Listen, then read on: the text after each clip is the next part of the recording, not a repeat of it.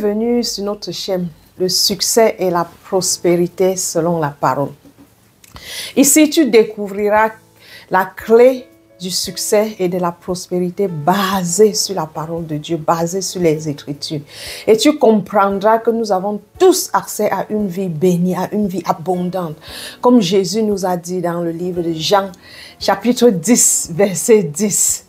Je suis venu afin que les humains aient la vie et qu'elle soit dans l'abondance.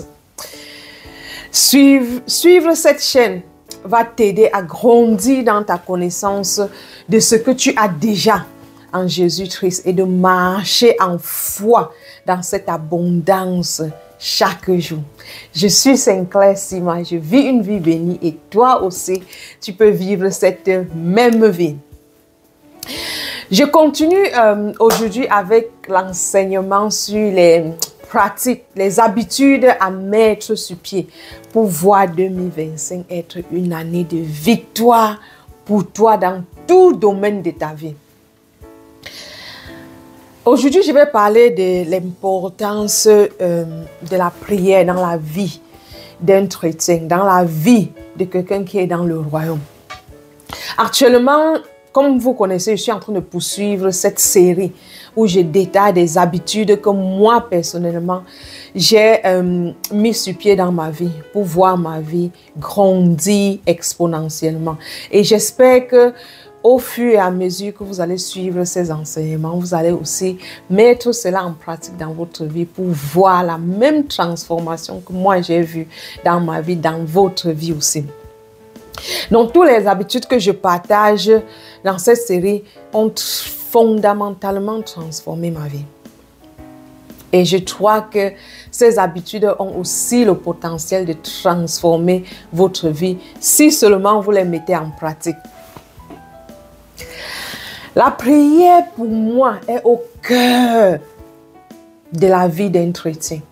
La prière doit être le centre de tout ce que nous faisons, car c'est notre communication avec le Seigneur, c'est notre moyen de parler au Seigneur, c'est notre moyen d'écouter le Seigneur. La prière, contrairement à ce que beaucoup de gens pensent, que c'est un moyen de donner toute une liste au Seigneur de nos doléances, de ce que nous avons besoin, de ce que nous voulons. La prière est plus que seulement rédiger toute une liste et donner au Seigneur.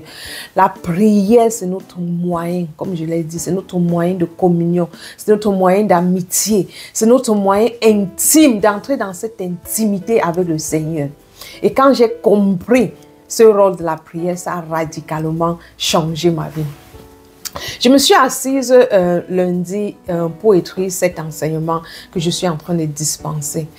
Et curieusement, je m'assois devant mon ordinateur, je vais écrire, je n'ai rien pour écrire. Je force rien, je ne suis pas inspirée pour l'enseignement. C'est en ce moment que je retourne au Seigneur, je lui dis, mais pourquoi je n'arrive pas à écrire cet enseignement sur la prière, un enseignement vraiment important. Et c'est en ce moment que le Seigneur me dit, Sinclair, ta vie de prière en ce moment n'est pas là où ça devrait être. Cet enseignement, toi, tu dois d'abord commencer sur toi avant même de dispenser ça aux autres.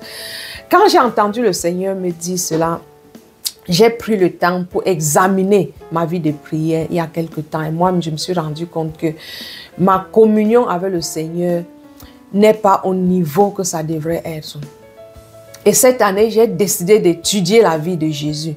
Parce que Jésus a eu tellement de succès dans son ministère que je vous invite tout un chacun d'étudier le ministère de Jésus dans Matthieu, Marc, Luc, Jean et une partie, le début de Actes, pour voir comment Jésus a géré le ministère ici. Et n'oubliez pas que tout un chacun de nous avons un ministère. Le ministère n'est pas seulement être pasteur, être enseignant sur un podium. Nous avons tous un ministère. Quel est notre ministère? Le ministère de tout un chacun, comme Jésus nous a dit, c'est d'aller partager la bonne nouvelle. Et que les gens se convertissent pour le royaume, c'est notre ministère. Pourquoi Jésus a eu tellement de succès? C'est à cause de sa vie de prière. Je vous invite à prendre votre Bible. Si nous commençons par Luc 6, 12. La chose la plus importante que Jésus avait besoin quand il était sur terre, c'était de choisir ses disciples, de choisir ses 12 disciples. Jésus ne l'a pas fait au hasard. Jésus a pris le temps en prière, en communion avec son Père, en intimité avec son Père. Et c'est pendant cette période que le Père l'a révélé ce qu'il devrait choisir. Combien d'entre nous prenons le temps avec le Père avant de prendre des décisions importantes? Lisons Luc, chapitre 6, verset 12. Un jour, Jésus va dans la montagne pour prier. Et il passe toute la nuit à prier Dieu. Quand il fait jour, il appelle ses disciples parmi eux et il choisit 12 et il leur donne le nom d'apôtres. Vraiment pertinent. Luc 6, versets 12 et 13. Jésus avait une tâche importante à faire. Qu'est-ce qu'il a fait? Il a passé toute la nuit à prier. Il a passé toute la nuit à prier. Et ce n'est qu'avoir prié toute la nuit que le matin, il a choisi ses 12 disciples. Cela m'a interpellé et j'espère que ça va aussi vous interpeller. Quand nous avons des tâches importantes à faire, même ceux qui ne sont pas importants, nous devons toujours prier. La prière doit être le centre de ce que nous faisons. Parce que c'est de la prière, c'est dans notre moment de prière avec le Seigneur que nous avons des directives, nous avons des instructions, nous avons, je ne sais pas, même le futur. Jésus allait régulièrement dans des endroits isolés et il priait. Nous pouvons encore lire cela dans Marc 1, verset 35. Allons à Marc 1, verset 35. Marc 1, verset 35. Oui, dans Marc 1, verset 35, nous lisons. Le matin suivant, pendant qu'il fait encore nuit, Jésus se lève et sort de la maison. Il va dans un endroit désert et là, il se met à prier. Nous avons exploré 3 passages bibliques. Luc 16, Luc 5, 16, Marc 1, 35 et Luc 6, 12, pardon, où nous nous rendons compte de la vie que Jésus avait, sa vie de prière. Jésus passait assez de temps dans la prière. Jésus ne prenait pas de décisions sans aller en prière. Si nous explorons plus de passages dans la Bible, nous allons nous rendre compte que même quand il guérissait les malades, c'est qu'il avait passé le temps dans la prière et le Seigneur lui donnait des instructions. Le Seigneur lui montrait comment la journée devait se dérouler. Le Seigneur lui montrait ceux qu'il devait venir vers lui et ceux qu'il devait guérir. Et la même chose peut s'opérer pour nous quand nous passons notre temps dans la prière. Je l'ai remarqué en 2022, parce que quand le Seigneur m'a interpellé l'autre jour, il a dit, Sinclair, tu me manques parce que tu ne passes plus du temps avec moi. Je prie, j'écris dans mon journal, j'ai fait ma gratitude. Mais la partie de ma vie de prière que j'avais laissée, c'est passer le temps en silence avec Dieu. En 2022, je le faisais régulièrement. Je prenais du temps, même 30 minutes où je m'asseyais et j'attendais que le Seigneur me parle. Je disais, Seigneur, je suis ici, ton serviteur t'attend. Ou bien, Somme 46, 10, sois calme et sache que je suis l'Éternel. Je restais dans le calme parce que c'est pendant ce calme, pendant cette période intime entre toi et le Seigneur, qu'il te donne des instructions, qu'il te donne, je ne sais pas, les directives de ta vie, qu'il te donne les tâches qu'il aimerait que tu accomplisses à son nom. Car quand je regarde ma vie et mon ministère aujourd'hui, beaucoup ce que j'exerce aujourd'hui, ce sont des révélations, des prophéties que le Seigneur m'a données quand je passais le temps avec lui. Ce sont des prophéties que j'ai reçues en 2022 pendant mon temps de communion avec le Seigneur. Donc je vous invite vivement de traiter le temps en journée. Le soir, que ce soit tôt le matin, vous trayez le temps. Après votre gratitude, après votre moment de lecture de la Bible, après votre prière ou bien en langue, prenez du temps où vous vous asseyez seulement et vous attendez que le Seigneur vous parle. Parce que quand vous mettez du temps de côté, le Seigneur est présent. Je me rappelle, j'avais même créé un endroit dans ma chambre où j'avais baptisé ça comme un endroit saint. Où je savais que quand je m'assois là-bas, je suis avec le Seigneur. Et le Seigneur était toujours présent. Quand j'allais m'asseoir dans cet endroit et que j'avais peut-être des difficultés, j'avais des questions que je n'avais pas de réponses, j'avais des choses qui me perturbaient. Quand je m'asseyais là-bas, je recevais des visions, je recevais des prophéties. Je sais pas, je recevais tellement d'instructions de Dieu. Et le Seigneur me l'a rappelé cette semaine que Sinclair, tu me manques. Ce temps où on passait ensemble, ça me manque. Et je vous invite à faire pareil. C'est ça notre vie de prière. Nous avons l'habitude d'aller rencontrer le Seigneur. On lui dresse toute une liste. Et on se lève, on part. On ne prend jamais le temps de s'asseoir et d'attendre que lui aussi nous parle.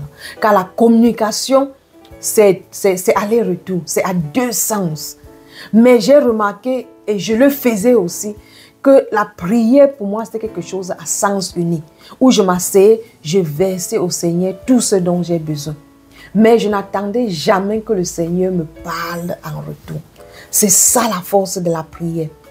La prière pour moi c'est notre moment d'aller demander des instructions au Seigneur. De dire Seigneur, je suis coincé à ce niveau. J'ai telle situation. Je n'ai pas de réponse. Qu'est-ce que tu penses? Et on s'assoit calmement. Et on le laisse maintenant nous répondre, nous parler, nous instruire, nous diriger, nous montrer le chemin. C'est ça le rôle du Saint-Esprit.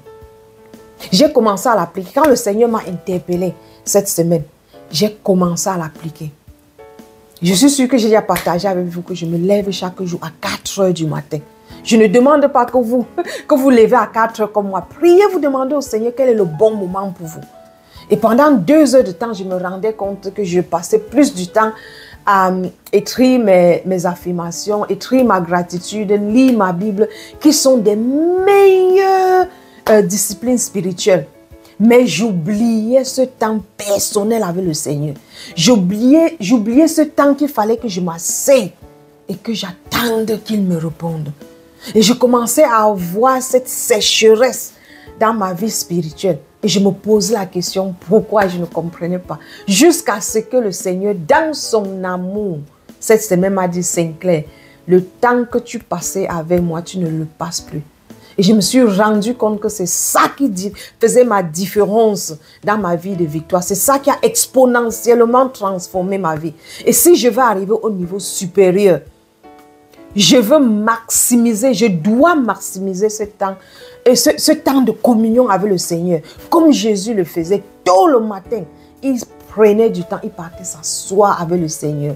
Il dressait la liste de ce qu'il penserait faire pendant la journée. Et le Seigneur cochait ceci, cela, voici comment tu dois l'approcher, voici les directives, voici comment tu vas le faire. Voici ce que tu verras au cours de la journée. Et j'ai commencé à le faire. Au début, tu ne verras peut-être aucune différence. Comme je dis, c'est une habitude que j'avais avant et j'ai laissé passer.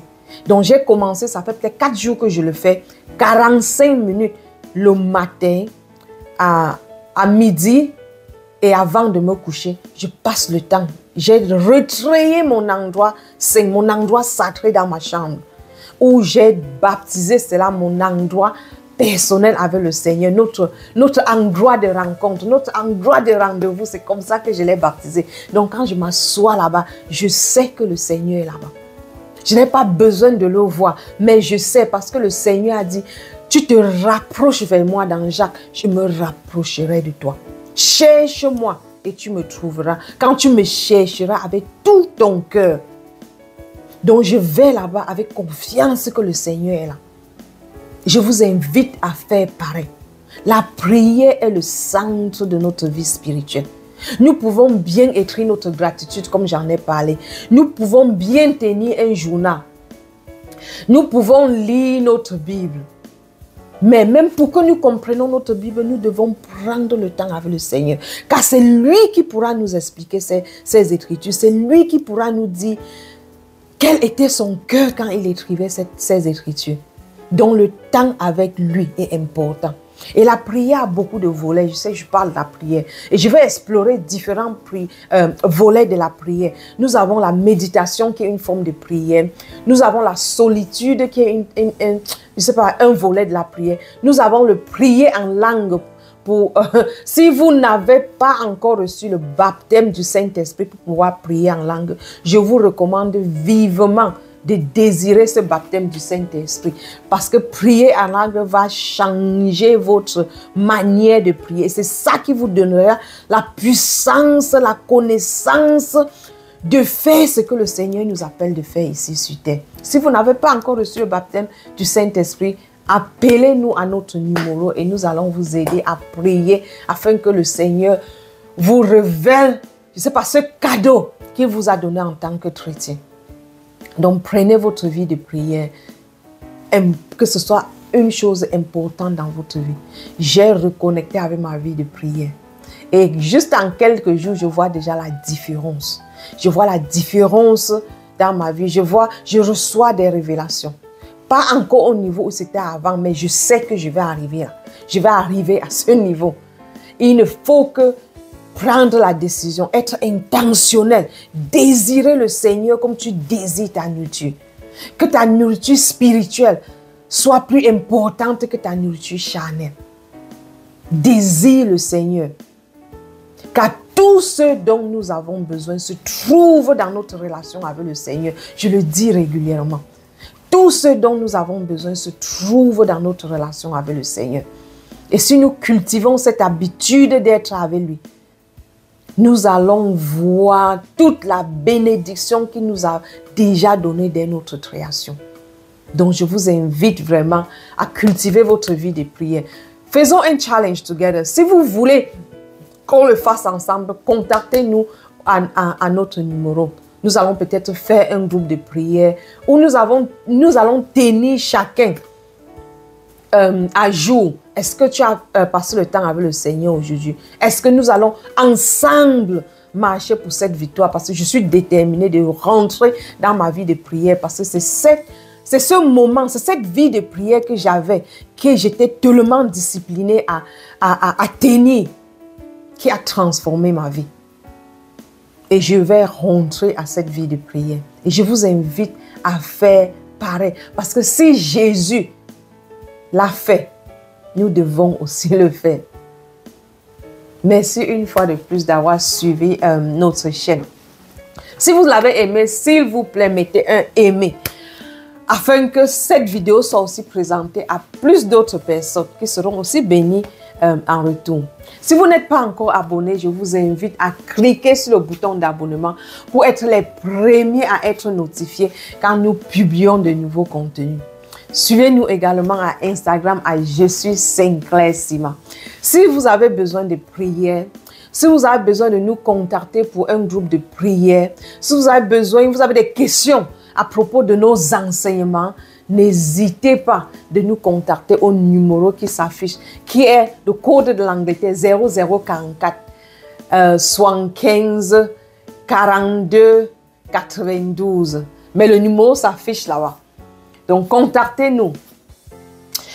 Jusqu'à la prochaine, comme je dis toujours, le Seigneur nous a dit dans Genèse qu'il va nous bénir afin que nous soyons une source de bénédiction pour les autres. Donc, n'oubliez pas toujours que nous sommes bénis pour être une bénédiction.